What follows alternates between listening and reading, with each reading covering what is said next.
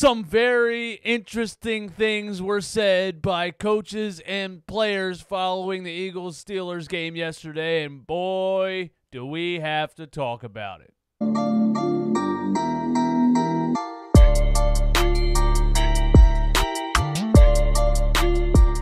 What is up, guys? DJ Eastwood here. This is the Run It Back Podcast, home of the most brutally honest Philly sports takes on YouTube. Some people don't like it, but it's because some people don't like the truth. Hit the like button if you like the truth. Hit the dislike button if you like lying to yourself. Hit the subscribe button if you're new. I give you these podcast episodes every day, Monday through Friday, for free. I want my subscription. Let's get into it, man. First of all, Dak Prescott. As much as I hate the Cowboys, as much as I seethingly despise the Dallas Cowboys' existence, I never want to see something like that happen to an NFL football player, to any football player, to any human being in general. The way his ankle broke was gruesome and disgusting and hard to watch. It hurt watching it. I feel so bad for the guy as a person. He's a nice guy. He's an educated, well-spoken guy. He's a smart guy. I like him. He's a nice guy. I don't think he's as good of a quarterback as Dallas Cowboys fans think he is. But you never want to see that happen to a player. So thoughts, and if you pray, prayers, all that stuff to Dak Prescott, then never want to see that happen. But, I mean, I guess we're going to walk into first place in the division at this point because the Giants and football team don't have a shot, and now the Dallas Cowboys are done. But yeah, not fun to see that happen to anybody. So I feel for Dak Prescott, and I hope it's not career ending because that was just really bad the way his ankle broke in half. Second of all, Derek Carr hits Nelson Aguilar for a 59-yard touchdown yesterday. Is this going to be one of those things? Is this going to be one of those things where players leave and then start producing for other franchises? Is this going to be one of those things? I really hope not.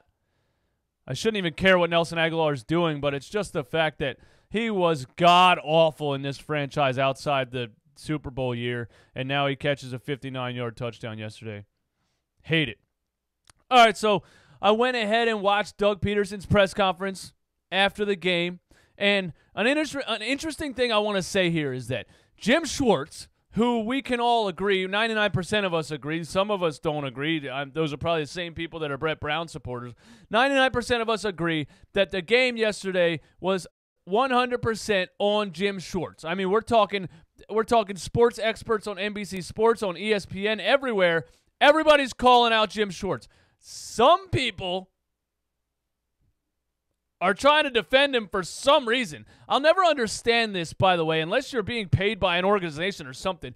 What in the world entices you to defend professional coaches? I don't get it.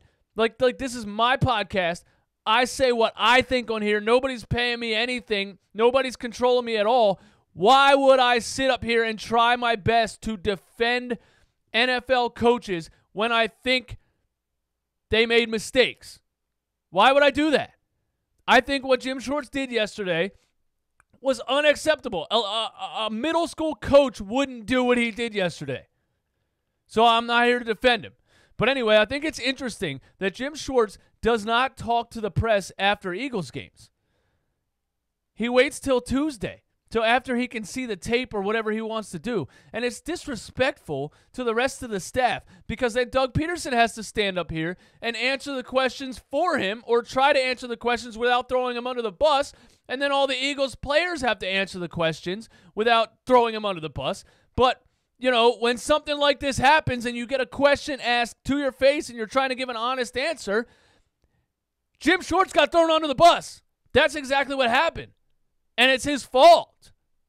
And he should be thrown under the bus. So let's look at it, man.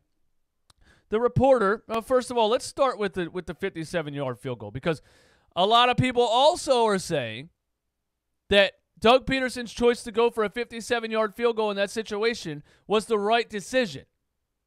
I highly disagree. And I'm going to tell you why. Reporter asked Doug Pederson in a press conference, why did you decide to kick that 57-yard field goal in that situation? Doug Pederson gave an interesting answer. He said, it's tough to be in that 4th and long. That's what he said, first of all. All right. It was a 4th and 5, Doug, or 4th and 4. It was not a 4th and long. So I don't know where you got that from. Doug Pederson's coaching scared. Doug Pederson went for it on 4th down 29 times in 2017.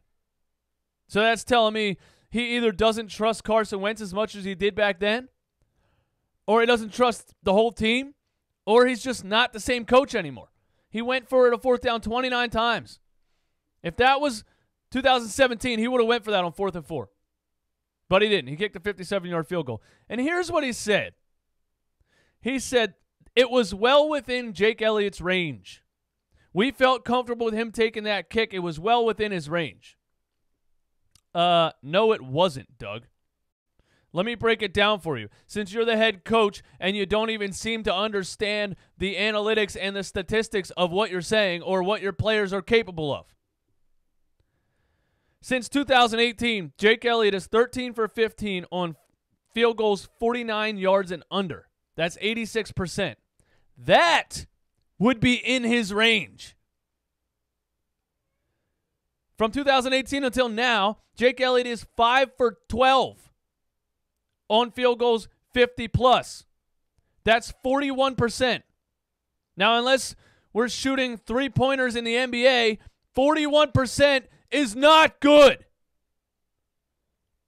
So if you're going by the last couple of years, 57 yards is not even close to within his range. Let's go a little bit deeper.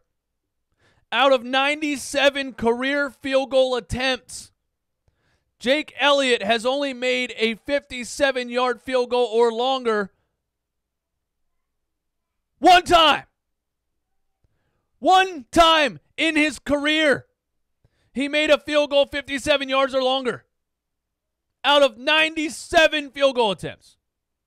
And the head coach stood up there and said it was well within his range. What is his range? That's unbelievable to me. Let's move on. Reporter asked Doug Pederson, what happened on the play with Nate Gary guarding Chase Claypool? Was it blown coverage or was it a blown call?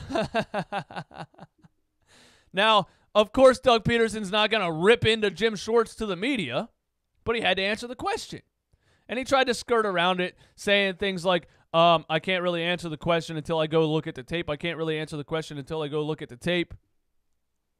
Was it a blown call? He said it was just a good double move. It was just a good double move. It was one-on-one. It was just a good double move. So the reporter fires back. Shout out to the reporter that asked these questions. I forgot to get his name, but he fires back, and he says, so, Doug, are you saying that Chase Claypool should have been guarded by a linebacker in that situation? And Doug says again, I'll have to look at the tape till I can give you an answer on that. But he says, it was a good double move. And he says, I caught it when he said it. He said, it's a tough call, and they executed. It's a tough call. Meaning, having a linebacker guard Chase Claypool in that situation is a tough call. Meaning, it's a horrendous call.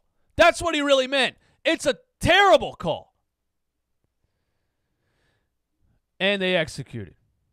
So, I mean, he didn't try to call out Jim Schwartz, but the reporter doubled up, and he had to answer the question, and he said it's a tough call.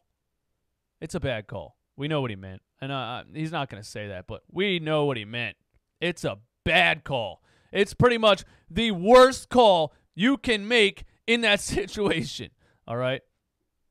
So, reporter asks him, why do you think Zach Ertz is struggling the way he is? Doug Pederson says this, they often know where he's going to be. Let me just stop right there. That's on coaching, Doug. What are you doing? You. Oh, you're distracting me. Hey, bye. Love you. All right. My girlfriend came upstairs and standing in the hallway, threw me off. Now I don't know where I was. All right, let's get back to this. He said they often know where he's going to be. That's on you, Doug. You got to be more creative, obviously. Why would you sit up here and say they know what I'm doing? They can predict my offensive sets. That just doesn't make any sense. He said they often put corners and safeties on him, and they sometimes double him. He has to look at himself, as we all do. We as coaches need to do a better job of getting him open. Oh, is that what you got to do, Doug? You got to do a better job of getting Zach Ertz open. In the last 2 games, he has 2 catches for 16 yards. Yeah, you do have to do a better job of getting him open. Good Lord.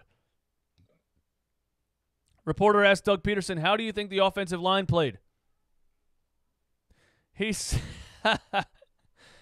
literally said, overall, I think they played well. Overall, I think they played well. What is well?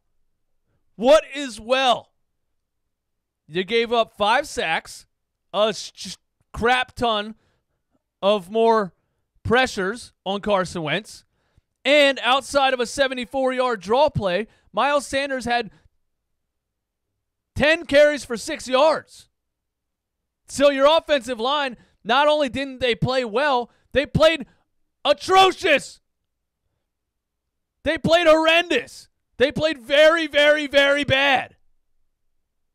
What in the world are you saying? Why would you say you think they played well? You couldn't run the ball. You didn't have time to throw the ball. I don't know where that comes from. And he says, we got to do better. The classic Doug Pederson quotes, we got to do better. We know you have to do better, Doug. When are you going to do better? That's what we want to know. You're now 1-3-1 since appointing yourself offensive coordinator. Yes, you got to do better. Nate Gary was not available post-game. But, I mean, what would Nate Gary say post-game? Yeah, they put me on the best receiver on the field, and he burned me like a piece of toast in the morning. He's faster than me. I'm a big, slow, white guy. What else? What would Nate Gary say? Of course he wasn't available. Couple more quotes from players after the game because, you know, we couldn't talk to Jim Schwartz. We don't get to talk to the guy that's responsible for that play call. So, Rodney McLeod, he said, ideally, do we want a linebacker lined up on him there? No, but that was the call. Your players are throwing you under the bus, Jim. Ideally, do we want a linebacker lined up on him there? No, but that was the call. Wow, this is getting bad. I don't know what this guy's doing, and it seems like everybody else, even the other coaches and players, don't know what this guy's doing. Fletcher Cox says, if we win this game, we're not talking about the Eagles' defense giving up 38 points. What? What did he say? If we win this game, we're not sitting here talking about the Eagles giving up 38 points. Yeah, I know. But you didn't win the game because you gave up 38 points. That's what happened. I don't understand the logic there. I mean, that sounds like a total excuse to me. Yeah, we gave up 38 points, but if the offense would have pulled out more magic and scored 39 points, we would have won the game. You're actually expecting your offense to score 39 points? No, just say, we stunk. We gave up 38 points. We stunk it up. Just be honest. What's going on here? To point out what he's saying, against the best offenses they've faced so far, the Steelers and the Rams, the Eagles have given up 37.5 points average. You're not going to win any games against any above 500 teams if you're giving up 37.5 points a game. Jim Schwartz's defense is collapsing right before our eyes. I mean, it happened last year. It happened last year. He should have been fired after last season. It was pathetic. And here we are again. No improvements, and we're giving up 37.5 points a game to good teams.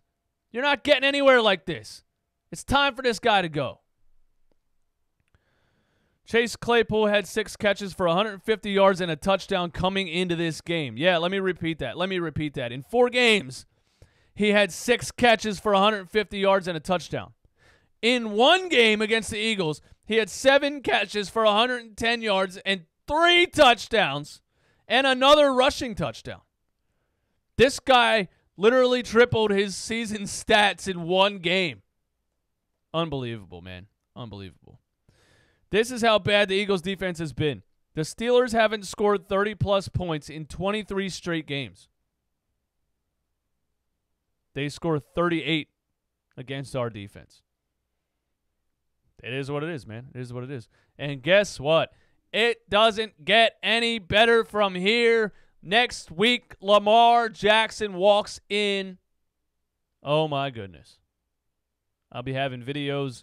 I'll be having podcast episodes all week long talking about what I think the Baltimore Ravens are going to do to this Eagles defense. But I want to reiterate, I think we found a diamond in the rough in Travis Fulgham. Just stop putting J.J. Arcega-Whiteside on the field. Stop it. Travis Fulgham's our guy. I just realized yesterday, or actually this morning, I think, I just realized that it's only his 2nd year out of college. He's super young. I didn't even realize he was that young. Now I'm even more excited for him. We may have found ourselves a number 1 receiver who came out of the 6th round and got cut by multiple NFL teams. And people are saying, well, we'll see if he can do it consistently. If he can do it consistently, let's not get ahead of ourselves. Now, I'm not one to get ahead of myself. But the catches that dude was making yesterday weren't fluky catches. They were absolute snags. I mean, catching the ball at its highest point above a defender, 2-hand snap. I mean, the guy wasn't making lucky catches. He was making very difficult catches. I don't think it's a fluke. I think we have ourselves a gem moving forward. Thank you guys for listening to the Run It Back podcast. My name is DJ Eastwood. This is the home of the most brutally honest Philly sports takes on YouTube. Soon coming to Apple Podcasts, Spotify, SoundCloud, all that good stuff so you can listen to me in your car on your way to work. Hit the like button if you like the truth. Hit the dislike button if you like lying to yourself. Hit the subscribe button if you're new to the channel. I give you these episodes for free every day, Monday through Friday. I want my subscription. Have a good day. Peace.